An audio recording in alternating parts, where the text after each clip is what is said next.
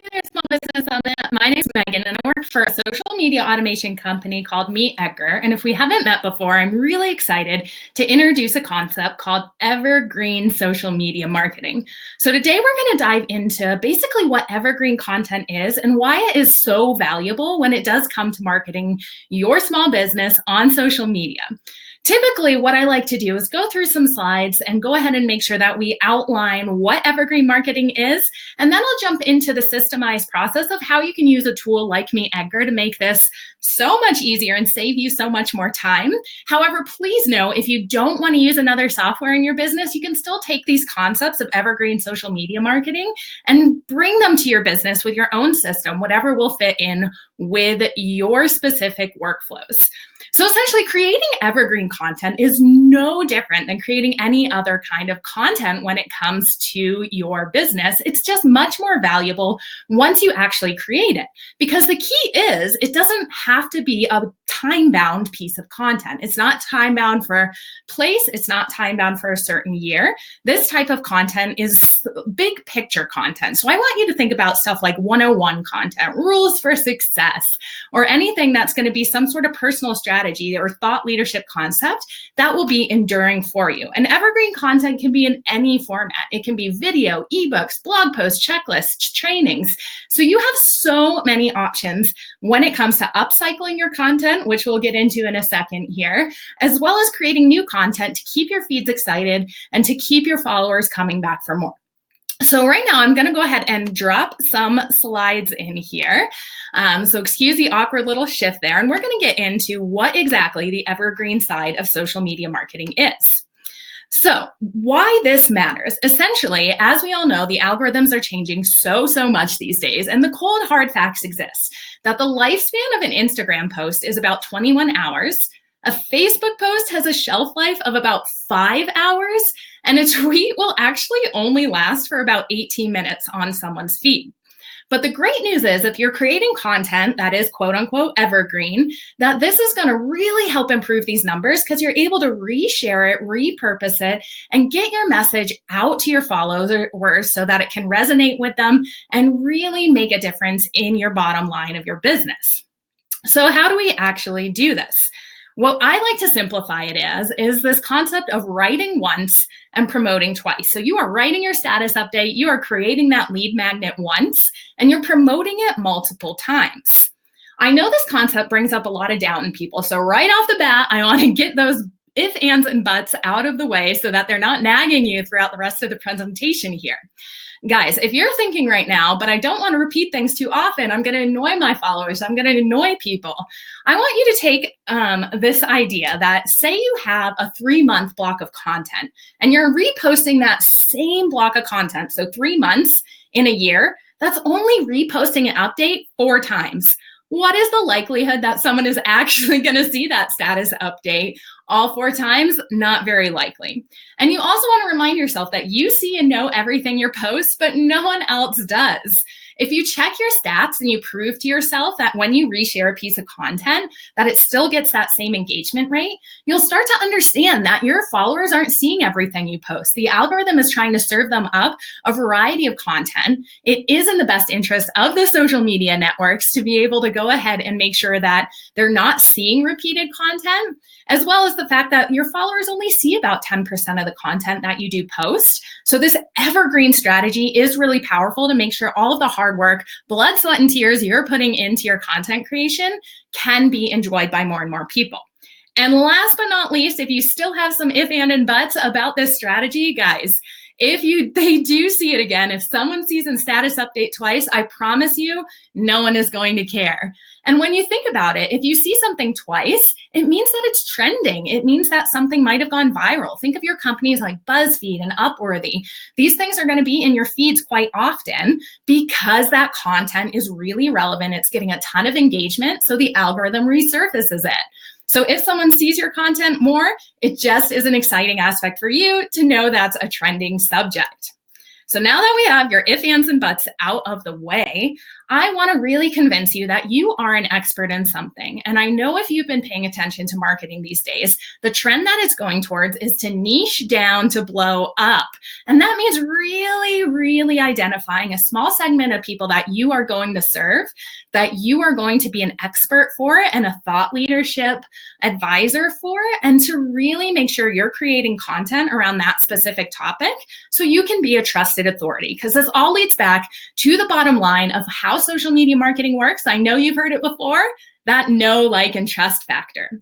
So if they're seeing something, a concept from you, repurposed and upcycled multiple times, this just means you are proving yourself as an authority. You are drilling home that message and making sure you are the go-to person when it comes time for them to need your product or service. You are on top of their head as the trusted authority in that field. And oftentimes, what I like to suggest as a certain flow when it comes to creating and promoting your content is the formula that if you spend about 2 hours writing an article on social media, you should spend about 8 hours promoting it. That is an insane concept when you start to think about it. But when it really comes down to it, if you're creating content and you're not dispersing it and you're not getting it out into the world, what good does it do to spend all that time creating it? So you might be thinking, I don't have 8 hours to promote this latest blog post I wrote. But guys, hold on.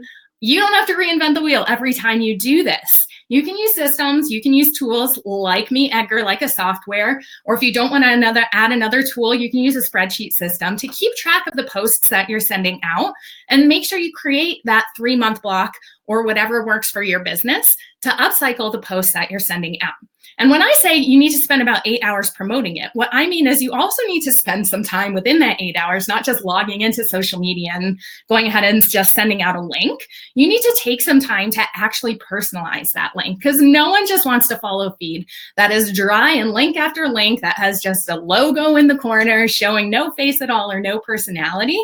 They want to really get to know the behind the scenes of why you wrote that article, who you are as a company, what values you hold, what mission your company or your service or your lifestyle brand is actually going towards, so they can align their values and know if they are someone that they want to follow.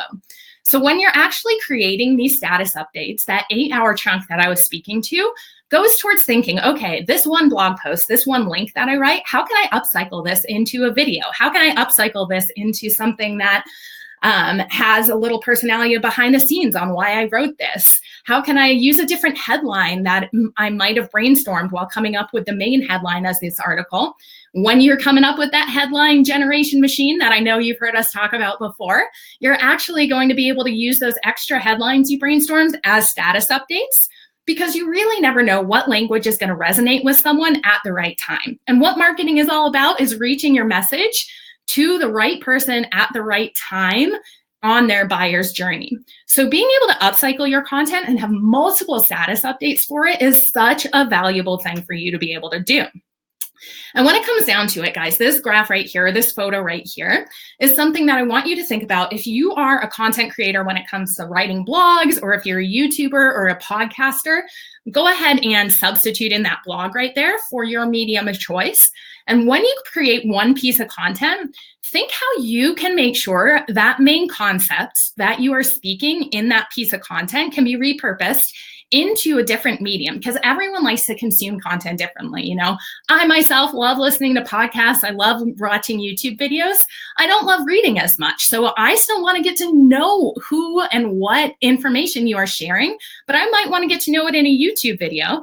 Whereas one of my colleagues loves reading and Sheila only likes to consume content in blog post format.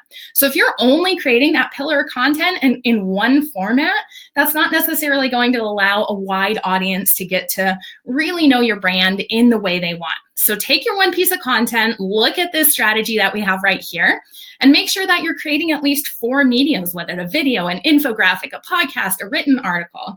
And when I say a video, it does not have to be polished. I promise you, the more authentic it looks, the better. And when I say the more authentic it looks, that can be whipping out your iPhone and taking a 1-minute video of you describing the main point of that article and posting the link with it. And that goes far above and beyond anything that you can do to create that know, like, and trust factor to get that facial connection with people. So don't be afraid, don't be camera shy. It is one of the strongest ways that you can get people excited about your content when they get to know the person behind it. And when it comes down to this upcycling idea and making sure you're repurposing your evergreen content, the virtuous cycle of what these posts can actually do is making sure that you are leading people to your lead magnet, whether that's something like a YouTube video, a blog, or a PDF that you created for people to download if you're building up your newsletter list right now.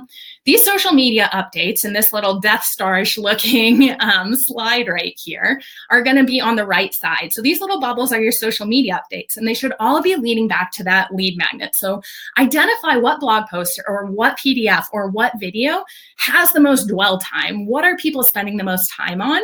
And actually make sure that you're leading people there more often. Because if you find a bright spot and something that works, you want to capitalize on it. And the virtuous cycle that happens when you're able to lead people to this one lead magnet is they're going to start to get curious about other areas of your site, and they're going to click to your website. They're going to click to see what you have to offer to purchase, and you're going to build a community who really wants to support you if you're creating that value for them on social media. And if you're still a skeptic about this evergreen content ideas, you see this graph right here. This is a real life graph of something that we did with our repetition of one of our most popular blog posts here. So this one on the left here shows you when you share a blog post once on social media, you get that spike up, you get that traffic that you really want, you get all your visitors getting to know your awesome thought leadership. But once you share it and people clicked on it, the algorithm isn't going to keep showing it to your new followers or those who might not have been able to consume it on social media. So then it just trails off. However, if you use a system like MeetEdgar, or if you use a system like resharing from a spreadsheet, you're going to go ahead and see that you get these spikes throughout the year. So that piece of content that you poured your blood, sweat, and tears into creating is going to get seen by your new followers. It's going to get seen by people who consume social media in the morning, afternoon, and evening if you're sharing that at different times of day. So it's a really powerful thing when you look at this data and know this isn't just a concept that we are making up. This is tried and true, something we've tested. And we really want to make sure that you guys are getting the benefit of what we learned from our data here. And when it comes down to it as well, repurposing your content is also really important for understanding where in the purchasing journey people are. So when I say purchasing journey, what I mean is not everyone is ready to buy right away, right? So people are in 3 different phases typically. They're in the discovery and awareness phase. So they're just kind of getting aware that tools or services like yours exist in the world. They might be thinking about a problem, a pain point that they have, and they're just online kind of discovering what they can do to fix it. So the type of content that you want to be creating for these people along the buyer's journey are things like blog posts, educational content, thought leadership content about why your product or service could really help solve their pain point. You want to make sure that you're capturing people's emails as well, so leading people to where they can sign up for your newsletter so you can start along that path of relationship marketing, which is a whole nother webinar we could get into at a later date. But that's sort of the why you want to create this educational how-to big picture evergreen content to capture that discovery and awareness phase.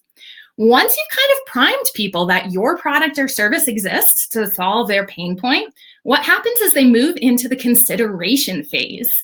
So the consideration phase is where people start to say, okay, what's out there for this pain point? You know, what is going to be the comparison on price for different tools or services I could use? What's going to be the different promotions that they might be having throughout the year? They're going to start looking into your feature pages. So this type of content, you want to do things like how-to tutorials to show kind of how your product or service works. You want to make sure you're expressing your values and the mission of your company, because more and more people are buying to make sure that they're aligning with the actual values. So if you guys have things like charity that you go ahead and donate to with your company, or if you have a really strong origin story of why you created it, that's really inspirational, those things can even help in the consideration phase push your brand into someone's mind as someone they want to work with over others. So that type of content can be really strong for that consideration phase. And when we go through that consideration phase, it's finally time for the decision phase of people. So they've considered that products exist out there to solve their pain point, and now they're deciding which product is right in that decision phase. So that's the small part of the triangle right there you see on the slide. And this is where you want to start to actually direct people to your pricing page. Get your promos out there, get your really urgency in your expiration date coupons and stuff like that. And so when you think about this, it's going to be creating a mix of your content to serve all of these people is going to be a little bit hard unless you're repurposing your content to make sure you're not reinventing the wheel every time. So again, that evergreen content strategy can make sure you're speaking to each person in this funnel and in this buyer's journey. And when you're going throughout this too, I want you to really think about the fact that when you're audience targeting, one piece of content can actually target each and every stage of this buyer's journey. So think about how a blog post or a how-to or an educational piece can be really great for not only attracting new people, but also retaining those who have already decided on your product or service and are already a part of your community. Far too often, we get in our heads about that acquisition number, needing to gain more and more people, and we forget about the fact that it's actually retaining the community we have, the tribe we have, that's going to make the biggest difference and get those people on your side for that all-important word-of-mouth marketing. So you can start to build some social proof, some social capital, get some testimonials out there, and really start that cycle over again of making sure that you continue to serve people even after they've decided on your product with your educational content. That's actually going to be really important for that discovery and awareness phase too. So as we were talking a little bit about that all-important headline generating machine, I want to make sure that you guys, and we circle back on this real quick, because when it comes down to it, when people share on social media, I know I am guilty of this, and I bet some of you are too. We don't always read the article before we share it. When I say it out loud, it sounds a little ridiculous, but it is so true. And there are statistics out there that like 80% of people who share something on social media actually haven't read the article. They've just read the headline. So this is where that headline generating machine comes really important. You want to sit down and generate somewhere between 10 to 25 headlines while you're starting to brainstorm the best one for your article. Stuff that's going to pique people's curiosity, stuff that's really going to catch people's attention, solving their pain points, stuff like that. But I don't want you to think of this as a waste of time. You're not going to throw away those other headlines that you generated. What you're going to do is use those as status updates because you've already written them and you've already taken the time to find the best article headline. And these other ones can be ways that you can introduce your articles in a different format because you never know the language that's going to resonate with one person over another. Maybe someone didn't see your article because they were driving while you posted it the first time. So repurposing it with a different headline, you might catch them when they get home at night, and that's when they check social media. So again, always trying to get in the head of your audience and really making sure that you are producing content for everyone who is attracted to your product or service. So this here is just an example of what you can kind of do on like a spreadsheet or something. MeetEdgar also has a feature called variations that allows for this sort of headline generation. That's really sweet, and I'll show you that in a bit. But if you don't use a tool like MeetEdgar, no, I really want you to still do this like with a spreadsheet or with something like that, so you can make sure not only you're getting the best headline to get that share-worthy content out there, but you're creating multiple variations for one social media post. And it can be a really cool thing to be able to see people still engaging with it, even if you shared that article twice. And I want you to also think how evergreen content can not only inform your social media posts, but it can also inform your blog and your video content creation in itself. So this here is an example of a blog post we wrote. So MeetEdgar is actually a remote company. We all work from home. I'm located in Denver, Colorado, but I have lots of colleagues throughout the US and Canada. And we actually write a lot about remote work.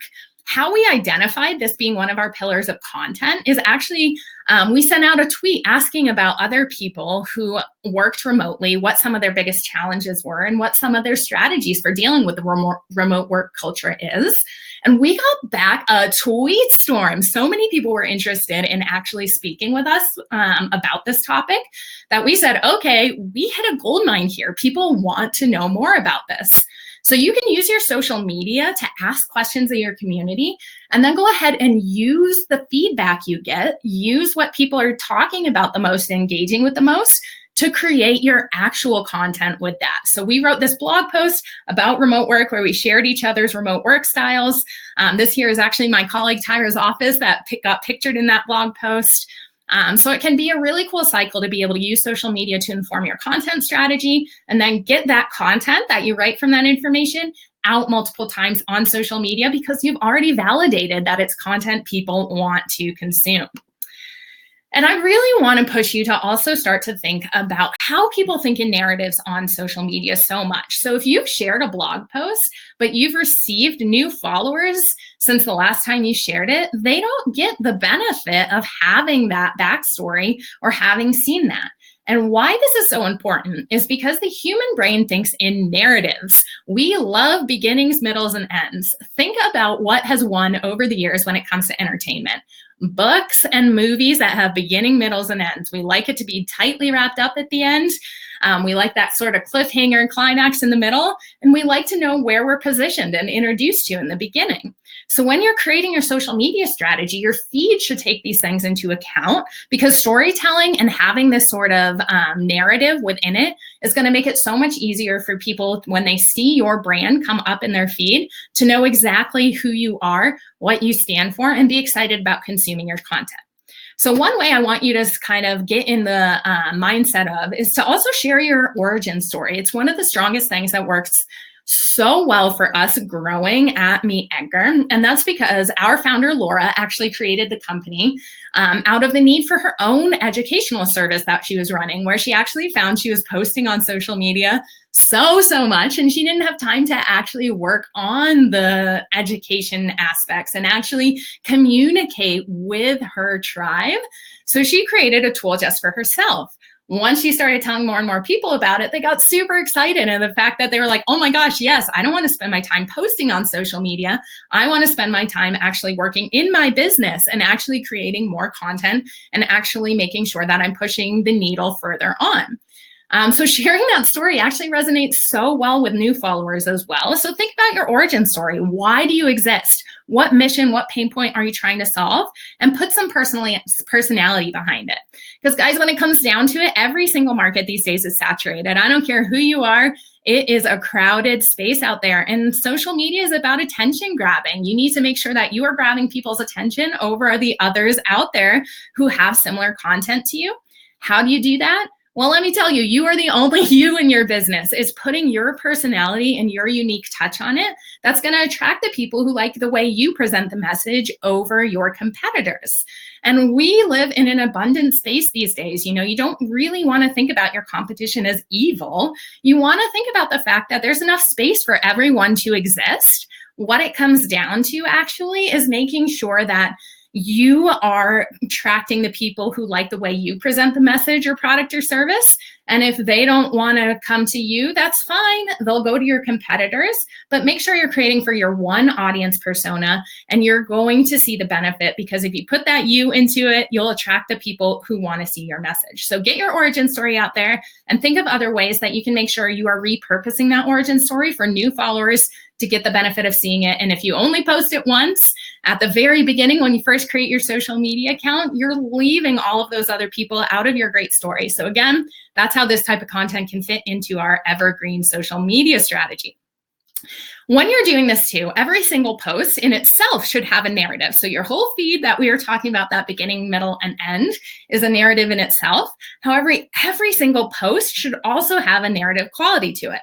How you want to do this is make sure the very first thing you're going to do is hook us in. So you need to have in the first 2 to 3 lines, the first 2 to 3 seconds of a video, those are the most important, because again, it's attention grabbing. And if you can't get someone hooked in 2 sentences or 2 seconds of a video, they're probably going to leave. We have attention spans less than a goldfish these days. So make sure you get that hook in right away.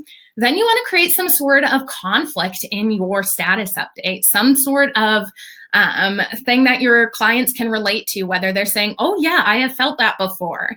Again, this comes back to knowing your audience persona, who you're speaking to, what their daily struggles are, so that they can resonate and say, oh yes, I feel that too.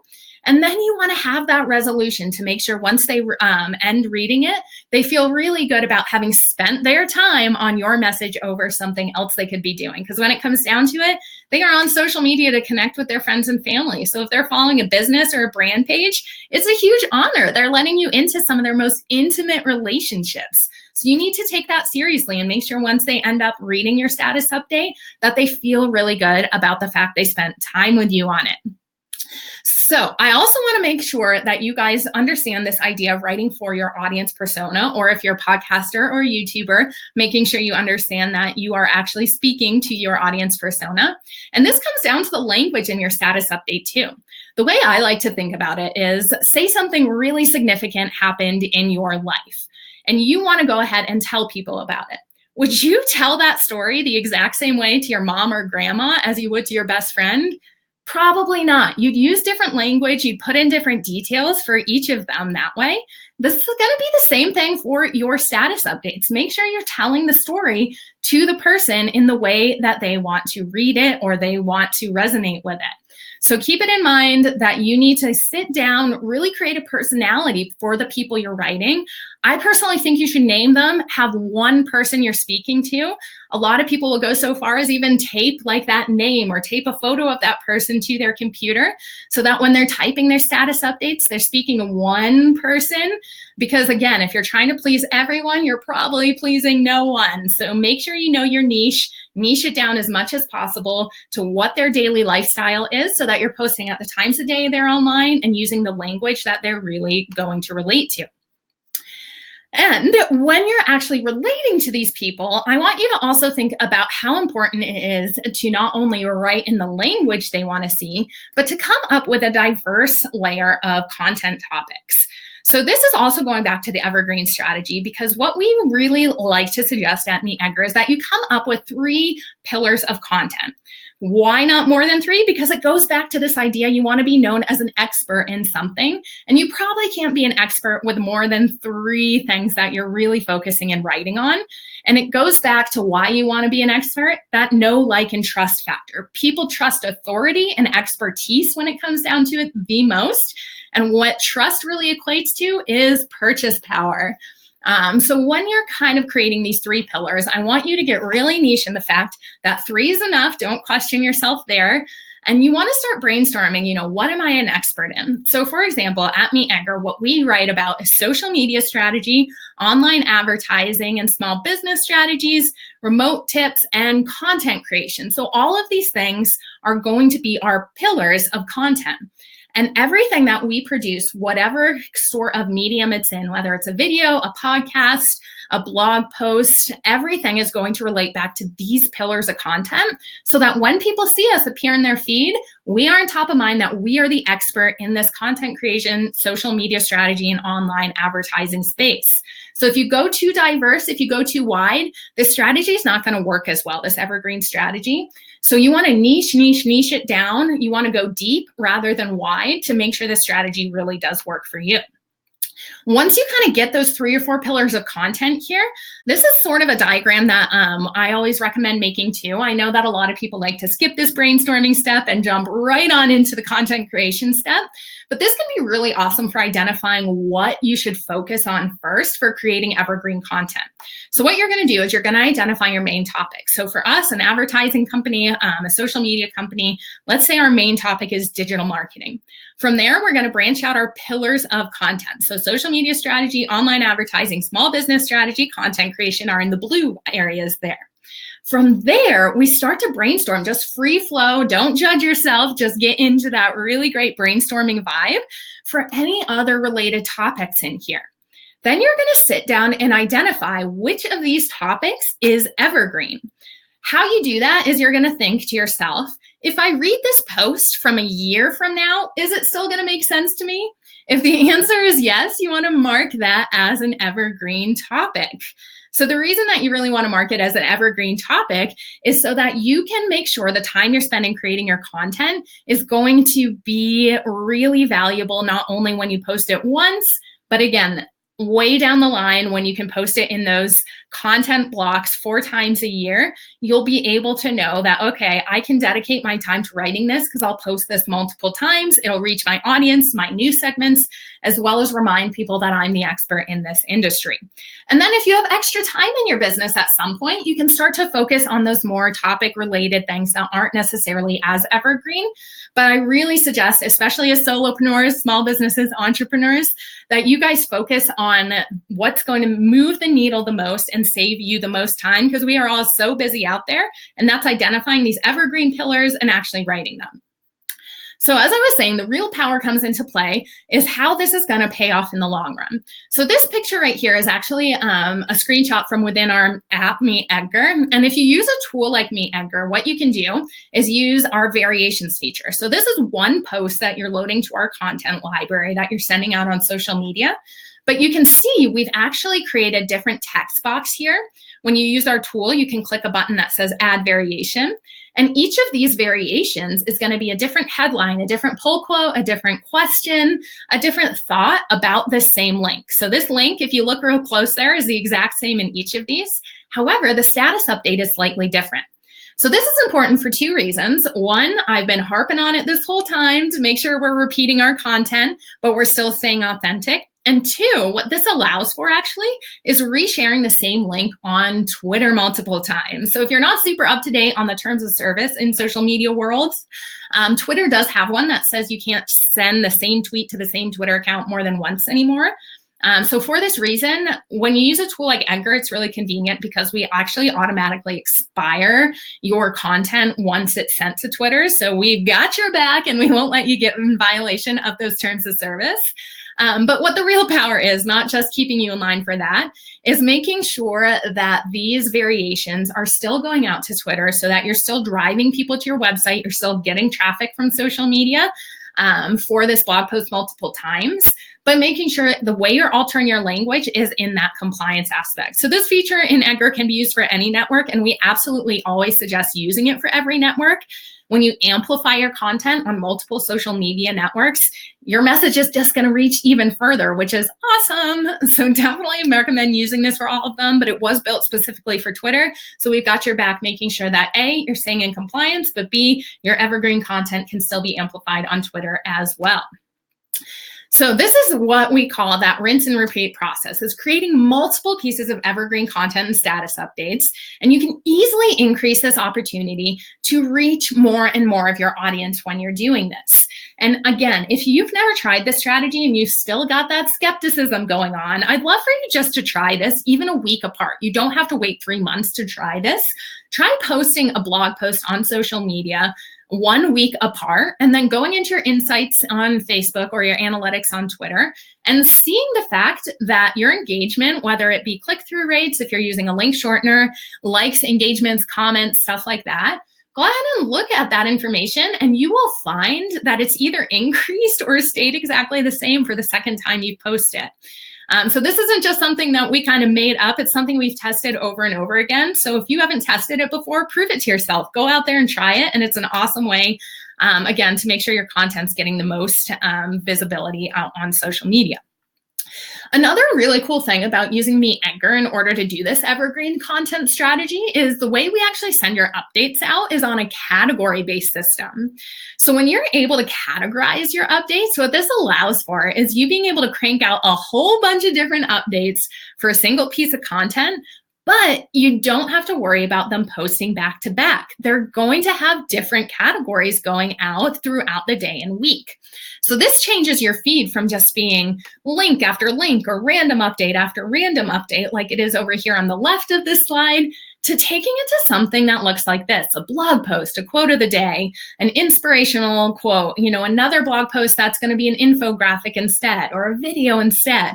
So that when your audience sees your content, they get really excited about the variety they're seeing, and they get that real holistic view of who your brand is, and they're not going to be bored of just random social media updates.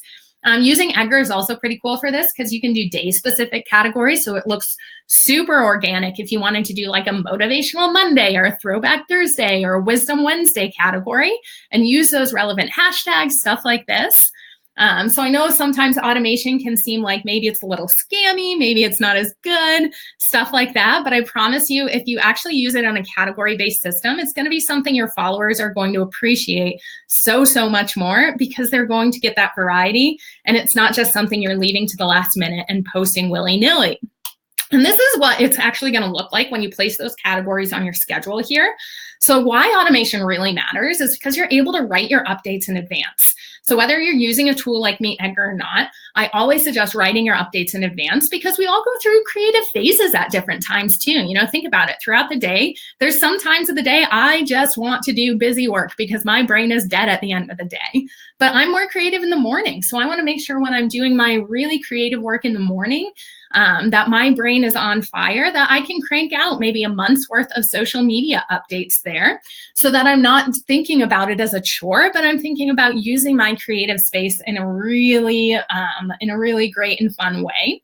And then you can set a schedule here like this in MeetEdgar, and Edgar will take care of sending those social media updates that you already pre-planned out in advance, so that the time you're spending on social media isn't posting, it's actually engaging with your followers, and it's actually creating more really powerful content to get out there. And as you're trying to think about what you're going to do with all of this time you're saving as you're using a tool like MeetEdgar, I always suggest taking that time and putting it towards really intentional engagement. And what that means is when you're getting that itch, maybe around 3 o'clock in your workday, to actually go onto social media to kill some time, why not use this as intentional time? Why not set a space for you to go in and actually check on your updates? Edgar actually is a way that you can go in there and get to your social media updates on the social network. So a really easy thing that I always recommend doing is batching out your actual comment time, so that you're going in there, you're being productive. 20 minutes a day when you typically just be scrolling mindlessly through social media, don't do that. Rather, go in and see if you need to comment back on any of the posts that you've sent out. If not, go to that explore feature on Instagram and follow some hashtags that are really relevant to your community. Hang out in a Facebook group where your audience persona already hangs out. Do some research about what they're talking about, the language that they're using, the content they're consuming in there, so that you can get an idea of what kind of content your audience wants to see, so that you can produce more of it to really show up for them in an authentic way. And you really want to go in with this idea that if you're having real conversations, it's going to increase that like factor of the know, like, and trust so much more, because again, people aren't going to like a website, a blank screen, a logo as much as they're going to like a person or a face, or that familiar vibe they get from a brand who's fun to hang out with on social media.